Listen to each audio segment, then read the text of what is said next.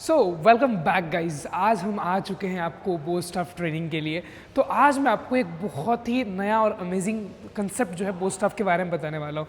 देखो, डंडा जो है ना, आप सोच रहे होंगे कि आप थोड़ा सा घुमा के आप उसमें स्पीड पकड़ने की कोशिश कर रहे हो, पर ऐसा नहीं होता। हमेशा याद रखो, अगर मैं आपको एक मूव सिखाता हूँ तो उससे पहले आराम से 20 टाइम प्रैक्टिस करो।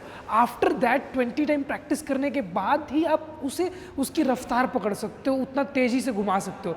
जैसे कि अभी मैं सारी चीज़ें जो मैंने अभी तक डे 1 से लेके अभी तक जितना भी डे चल रहा है, जो चीज़ें सिखाई है, एक बार मैं फटाफट रिवीजन कर रहा हूँ। कुछ चीज़ें जो है छूट भी सकती है, बट आप कोशिश करो कि जो वीडियोस है सीक्वेंस में उसे देखो, उसे फॉलो करो। 2 से 3 बार देखोगे, समझ जाओगे और सीख जाओगे ईजिली। तो चलिए शुरू करते हैं। मैंने पहला ये सिखाया था आपको स्लो करने का। जब आप इसको तेज़ में करोगे तो कुछ इस तरीके से दिखाई देगा, ठीक है। ये रहा। इसके बाद मैंने इसका जो दूसरा स्टेप बताया था हाथ चेंज करने का, वो कुछ इस तरीके से था। ओके। तीसरा स्टेप मैंने आपको सिखाया है ये वाला, जिसमें मैं कैसे डंडे को स्पीड में घुमा सकता हूँ।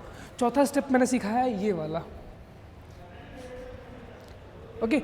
तो अभी तक मैंने कुछ इतने स्टेप्स आपको सिखा दिए हैं। आज मैं आपको बताने वाला हूँ बहुत ही सिंपल और एक आसान तरीका, जिससे आप डंडे को बहुत ही बेहतरीन तरीके से घुमा सकते हो। ये जो स्टाइल है, आई थिंक सो महाराष्ट्र में ना बहुत सारे, जब भी छत्रपति शिवाजी महाराज जी का जब इवेंट होता है वहाँ पे, तो मैंने वहाँ पे देखा है जो वहाँ की महिलाएं और लड़कियाँ होती है, वो जनरली ये परफॉर्म करती है। इसमें करना क्या होता है, ये हमारा हाथ है, इसको मैं रोटेट करना है, ये पीछे ले जाके फिर सामने ले जाके, पीछे ले जाके सामने ले जाके, बस इतना ही करना होता है। अब इसी को डंडे के साथ कैसे करेंगे, ये मैंने डंडे को हल्के हाथों से पकड़ा, ये मैंने लिया, अब इसको रोटेट करते करते ये आया पीछे, और रोटेट करते करते इसको फिर से सामने ला के रख दिया मैंने, बस इतना ही है। ये गया पीछे और यहाँ से मैंने सामने ला दिया, यहाँ से पीछे गया, स्लोली स्लोली रोटेट हुआ रोटेट हुआ रोटेट हुआ, फिर ये आगे आगे आगे आगे, फिर रोटेट होके सामने, फिर ये पीछे और ये सामने। अब इसी को जब मैं तेज़ी से करूँगा तो कुछ इस तरीके से दिखाई देगा।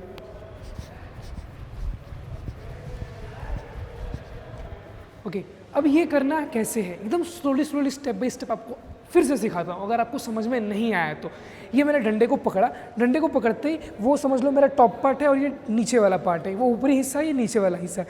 मैंने डंडे को रोटेट किया, रोटेट करते करते करते करते स्लोली स्लोली पीछे लेकर गया, डायरेक्टली यहाँ पे आया, ठीक है।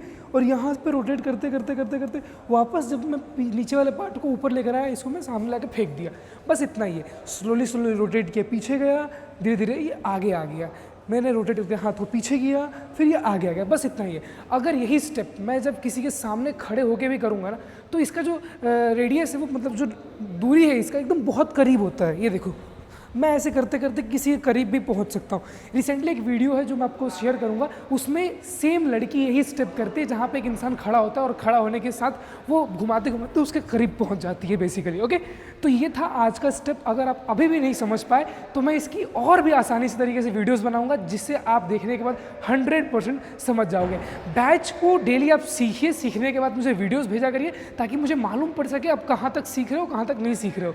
तो बस आज के लिए इतना ही। जय हिंद।